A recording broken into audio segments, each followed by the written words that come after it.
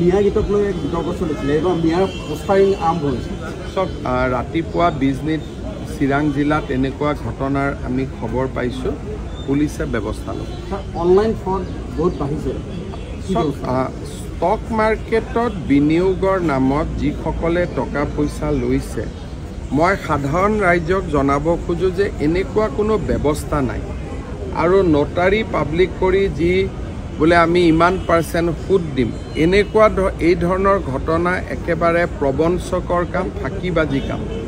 যিসকলে ধন বিনিয়োগ কৰিছে তেওঁলোকে নতুনকৈ বিনিয়োগ কৰা বন্ধ কৰিব লাগে এনেকুৱা কোনো ধৰণৰ ষ্টক ব্ৰকাৰ আইনমতে তেওঁলোকে এনেকৈ ষ্টক ব্ৰকিঙৰ কাম কৰিব নোৱাৰে এইটো একেবাৰে আইন বিৰোধী কাম আজি পুলিচে একশ্যন লৈছে অহা কেইবাটাও দিনত আৰু একশ্যন ল'ব মই ৰাইজক এটাই অনুৰোধ কৰিম যে ষ্টক মাৰ্কেটত কোনোবাই সোমাব খুজিলে তাত ডিমেট একাউণ্ট খুলিব লাগে তাত এটা পূৰ্ণ ব্যৱস্থা আছে এনেকৈ ব্ৰকাৰৰ থ্ৰুদি ষ্টক মাৰ্কেটত যোৱাৰ কোনো ৰাস্তা নাথাকে এই গোটেই ব্যৱস্থাটো এটা ফ্ৰড আৰু এটা প্ৰবঞ্চনা ইয়াৰ পৰা সাধাৰণ ৰাইজ আঁতৰি থাকিব লাগে নহ'লে এনেই বহুত টকা ৰাইজৰ ওলাই যাব চব এপ এই গোটেই এপবিলাকৰ পৰা আমি দূৰত থাকিব লাগে আৰু এই এপবিলাকৰ লগত যদি আমি পঢ়োঁ টকা পইচা যাব কোনোতো গেৰেণ্টি নাই যে ইয়াত আমি ঘূৰাই টকা পাম প্ৰথম কেইদিনমান টকা ঘূৰাই দিয়ে তাৰপিছত নিদিয়া হৈ যায় সেইকাৰণে ইমান কষ্ট উপাৰ্জিত ধন এইবিলাকত ব্যৱহাৰ নকৰাই চব এতিয়া পুলিচে আনুষ্ঠানিকভাৱে কেছ লৈছে যিহেতু পুলিচে কেছ লৈছে আজিও এৰেষ্ট হৈছে আৰু অহা কিছুমান দিনত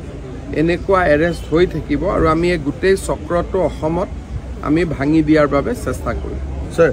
অসম আৰক্ষী আধুনিকৰণৰ ক্ষেত্ৰত কিবা ব্যৱস্থা গ্ৰহণ কৰিছে অসম আৰক্ষীটো এটা সবচে আধুনিকীত পুলিচ এই অলপতে যি আলফাৰ বোমা নিষ্ক্ৰিয় কৰাৰ ক্ষেত্ৰত আমি কথা এটা বেলেগ ঘটনা আছিল এইটো তাতে থাকিব আমি আজি গহপুৰত প্ৰস্তাৱিত কনকলতা বিশ্ববিদ্যালয়ৰ যিটো প্ৰথম পৰিকল্পনা সেই পৰিকল্পনাটো আমি চাহ বাগিচাৰ আছা বা ACMS সকলোৰে লগত আমি কথা পাতিলোঁ গড়কাপ্তানি বিভাগে মাষ্টাৰ প্লেনটো আমাৰ MP MLA সকলক দেখুৱালে অহা মাহত ইয়াক আমি আৰু অলপ পৰিষ্কাৰ কৰিম আৰু গুৱাহাটীত আমি একেলগে বৈঠকত বহিম কাৰণ বাগানৰ শ্ৰমিকসকলে মাটিটো আনন্দ সহকাৰে দিলেহে আমি কামটোত আগবাঢ়িব পাৰিম তাৰ আলোচনাৰ প্ৰক্ৰিয়া এটা বৰ্তমান চলি আছে জ্যোতি উদ্যানটো থাকিবই এজিটিছ থাকিব সেইটোত কোনো সমস্যা নাই আমি বাগিচাৰ ফালেহে কৰিম আৰু মথাউৰিটো ভাল হ'ব ৰাস্তাও 4 লেনযুক্ত নালাগে 2 লেনযুক্ত হ'লেই হ'ব এইটো ইউনিভাৰ্চিটিৰ ভিতৰৰ ৰাস্তাহে গহপুৰৰ পৰা লখিমপুৰলৈ ৰাস্তাৰ 15 kilometre already 55 kilometre already tender হৈছে 2 দিনতে কাম আৰম্ভ হ'ব অলপ বৰষুণটো কমিব দিয়ক গোটেই ৰাস্তাখিনি ভাল হৈ যাব অস্থায়ী স্বাস্থ্যকৰ্মীৰ সমস্যাটো হস্পিটালত ৰাজ্য চৰকাৰৰ লগত কোনো তালিকাও নাই কাৰণ হস্পিটালে আজি দিয়ে কালি উলিয়াই দিয়ে পৰহি আকৌ ৰাখে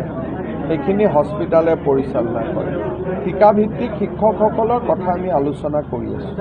পাৰ্মানেণ্ট কৰাৰ কাৰণে এইটো ভাৰত চৰকাৰে সুপ্ৰিম কোৰ্টত এপিল কৰিছে আৰু ভাৰত চৰকাৰে আমাক এই ক্ষেত্ৰত সিদ্ধান্ত ল'ব মানা কৰিছে